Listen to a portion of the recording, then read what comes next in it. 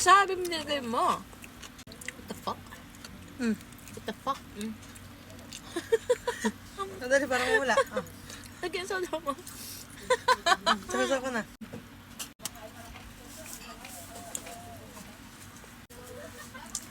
Gusto ko pang kumain ng sili eh.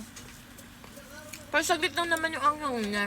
Yes, mawawala din agad. Hindi ko kwenta, di malumanghang sa bunga.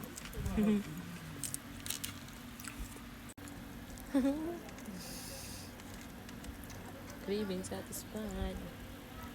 Hindi ka naglalagay ng wasabi? Kung ano, Ayaw mo?